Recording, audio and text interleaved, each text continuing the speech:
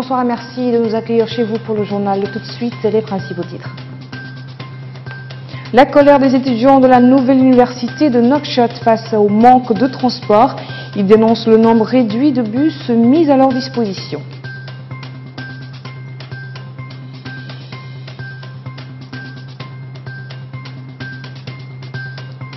Explorer les opportunités d'affaires et d'investissement et dynamiser les liens commerciaux entre les secteurs privés des deux pays, c'est l'objectif du Forum économique Mauritanie-Maroc qui s'ouvre demain à Nouakchott.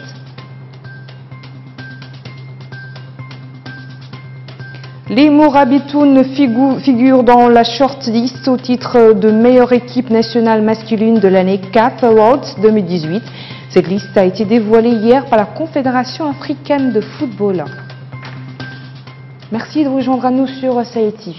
Sommes-nous en train d'enregistrer le triste record des accidents de la route en moins d'un mois?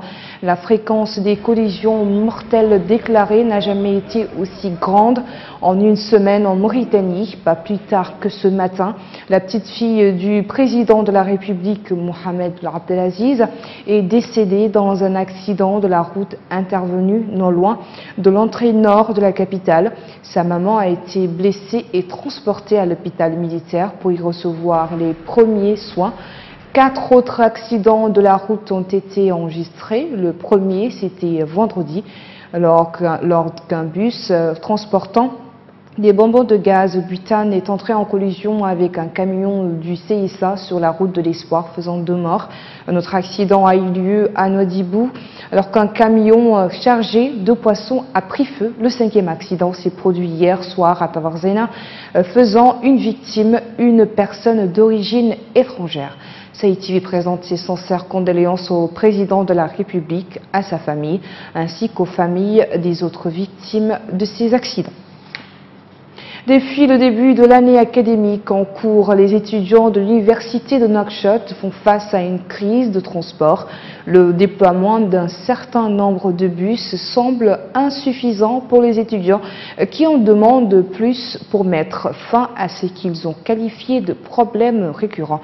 Hamaoula Jagana est allé à leur rencontre. Stationnés à plusieurs endroits de la ville, ces bus sont chargés d'acheminer les étudiants à leur lieu d'études. Chaque jour, ils sont plus de 20 000 étudiants à prendre le chemin de l'université. Du coup, le problème de transport est souvent posé. L'insuffisance et les surcharges des bus sont à chaque fois pointées du doigt. Vous ne trouverez aucun étudiant qui vous soutiendra qu'il n'est pas confronté à un problème de transport. Deuxièmement, nous sommes confrontés à un problème de surcharge dans les bus. C'est inconfortable. Aujourd'hui, par exemple, j'ai fait 55 minutes de retard. Aller et revenir à l'université devient un casse-tête pour les étudiants. Les différents syndicats estudiantins demandent une solution rapide et pérenne afin de pallier cette crise du transport qui perdure. Nous fustigeons la crise du transport des étudiants. Ce secteur n'est pas organisé. Ceux qui sont chargés de son organisation ne collaborent pas avec les étudiants. Et du côté des étudiants, il y a beaucoup de désordre.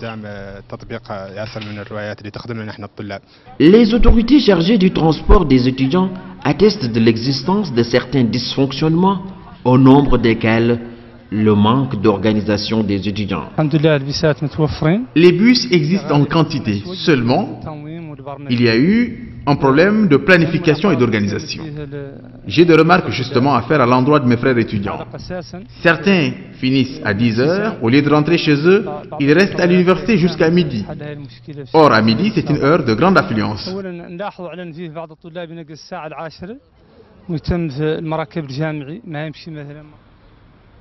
Depuis la mise en service d'une nouvelle université, le transport des étudiants peine à être résolu.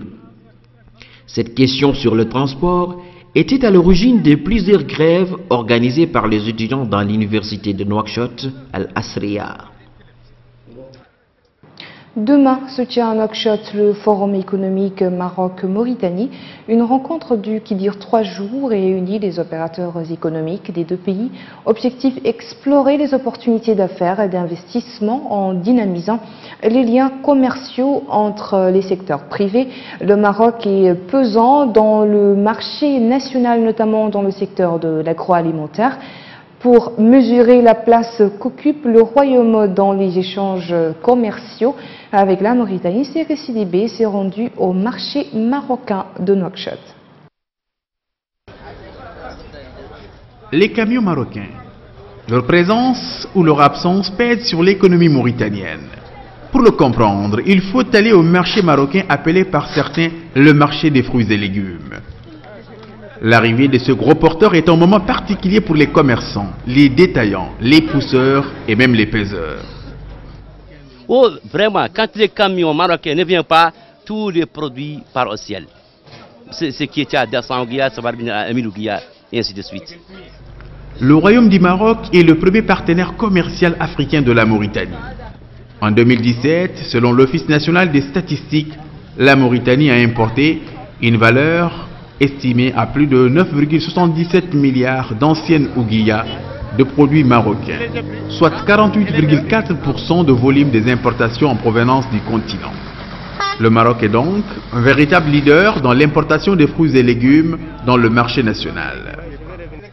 Les populations apprécient cette relation commerciale très avantageuse à leurs yeux. Les produits marocains, ça nous intéresse très bien.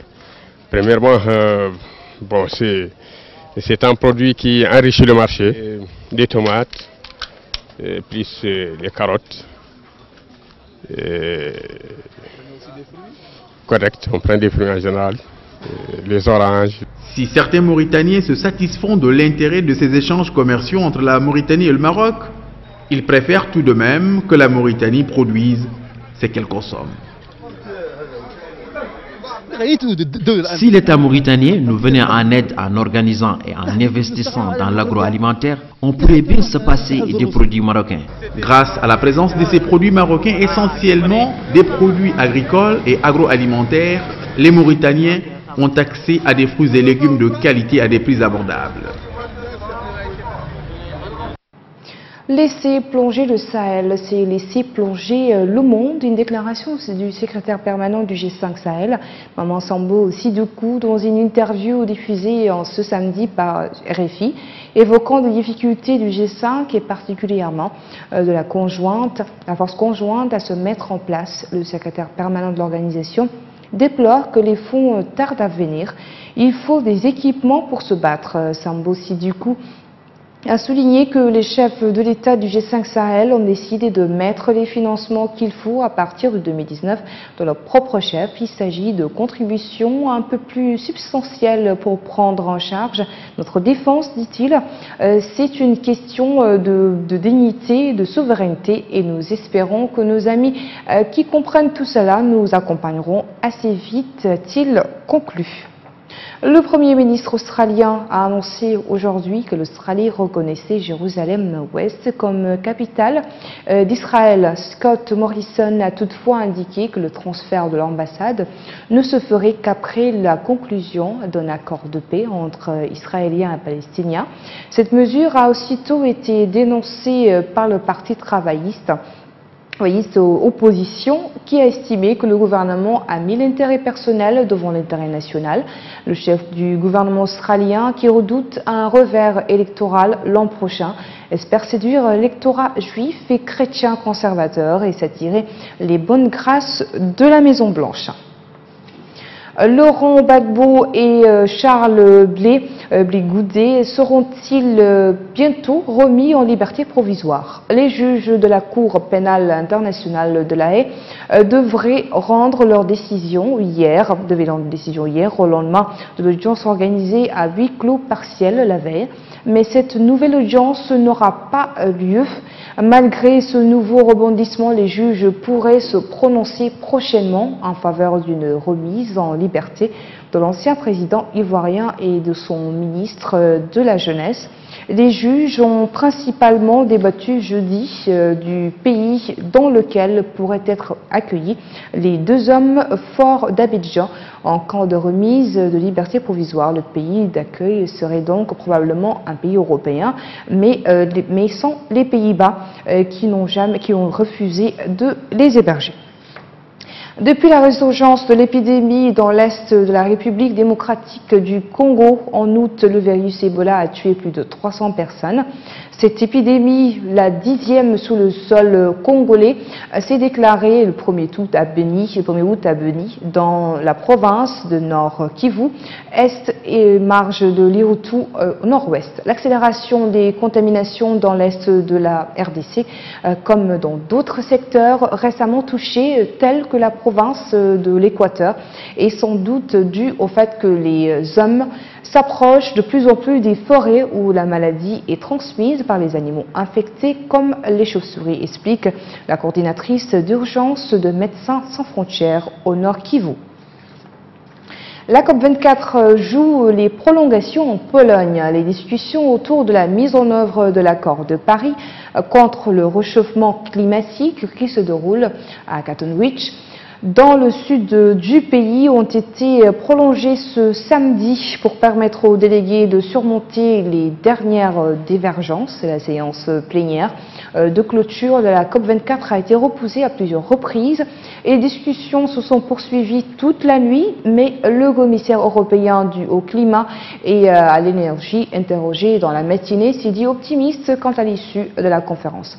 Le texte en discussion porte sur les modalités de mise en œuvre de l'accord conclu en France il y a 3 ans, dont l'objectif est de maintenir le réchauffement climatique mondial bien en dessous de 2 degrés Celsius par rapport à l'ère pré-industrielle.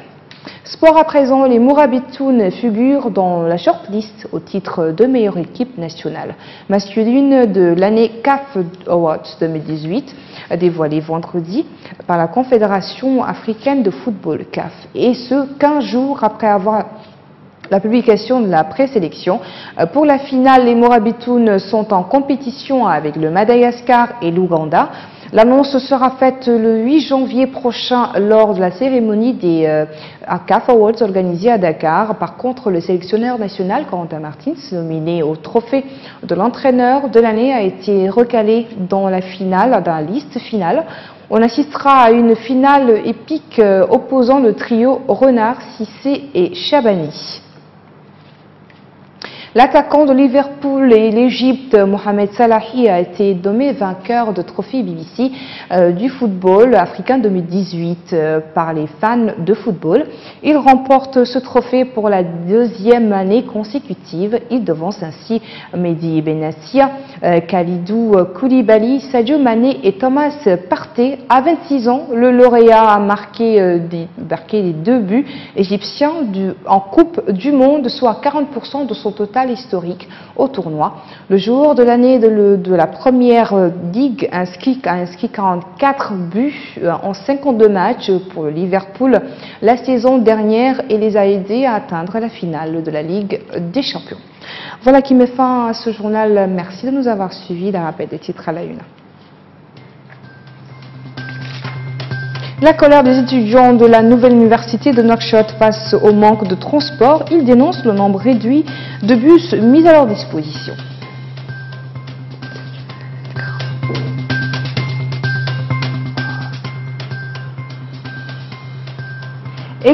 Explorer les opportunités d'affaires et investissements et dynamiser les liens commerciaux entre les secteurs privés des 2 pays, c'est l'objectif du Forum économique Mauritanie-Maroc qui s'ouvre demain à Nouakchott. Les Mourabitoun figurent dans la shortlist au titre de meilleure équipe nationale masculine de l'année CAF Awards 2018. Cette liste a été dévoilée hier par la Confédération africaine de football.